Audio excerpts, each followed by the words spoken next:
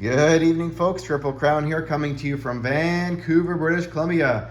This is an Operation Cool Summer, and you can see the sun is setting as we conclude the round three. So, round three summary.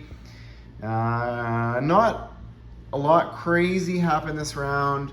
Notable, the British are reinforcing the Middle East. They did build 2 military bases there last round, and they are producing units. They now have annexed the entire Middle East, and that gives them an NO bonus of 5 a turn. So that's a 10 IPP swing. The territories are worth 5. The NO bonus to them is worth 5. The British also took East Africa, and they're playing ping pong here with Alexandria between them and the Italians. And they decided to build navy last turn. Over here, the Italians sent a lone transport to capture northern Algeria. Not too exciting over here. The Japanese have gone north and they've gone south. They've gone north into the CCP territory of Yan'an, and they are now on the border of Sichuan, which is going to take away a 5 NO bonus for the KMT, and essentially, well, they're hoping nullify the KMT for the rest of the turn. However, the KMT still have the bulk of their forces sitting up here. They've got 14 infantry in Kansu and a AAA in reserve. They've got a couple cavalry, light tanks, and their fighter.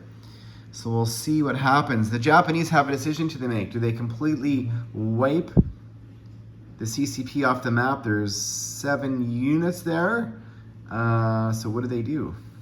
Or do they go after the KMT? So we'll see. They have a decision to make, but regardless, they have about 15 units down here ready to go into Sichuan or Burma next turn. The Japanese, they finally built some minor ICs along the coast. They gave up because what happens here is there starts to be a large gap between the units. So the Japanese, even though they dumped all their units off here in French Indochina, they've got another 10 units there ready to go somewhere next turn. They did not dump them up here in Peking or another territory. So the Japanese, or the British, yeah, what else happened? The FEC declared war on the Japanese at the end of turn 3, which gives them an NO bonus.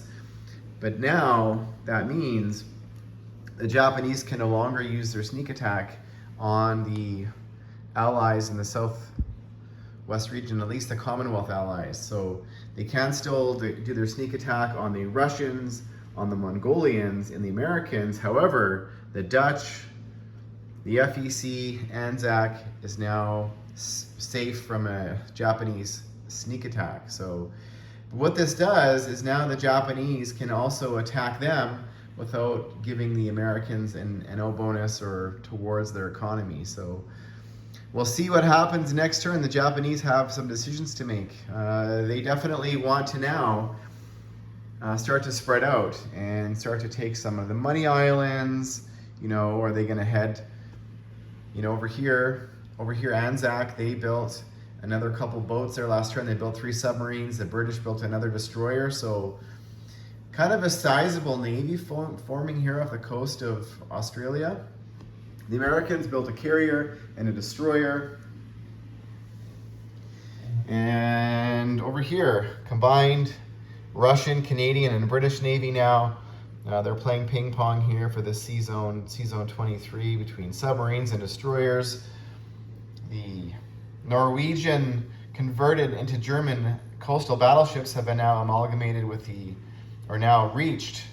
caught up to the German Navy, so they're now sitting at a naval base so they can move 2 spaces. So what is the German Navy going to do? Up here, still a standoff between the Germans and the Russians over here between Leningrad and Valkyrie. Russia decided not to send the bulk of their forces into Finland this turn. We'll see if that was a mistake. And the Russian economy, they rolled what did they roll? They're at 42 next turn. So the Germans are gonna have to declare war on the Russians next turn. The Americans rolled 20. So the Americans are at 49 for their economy and the Russians are at 42. So the Japanese probably have 2 more turns of goodwill here in the Pacific before the Americans come.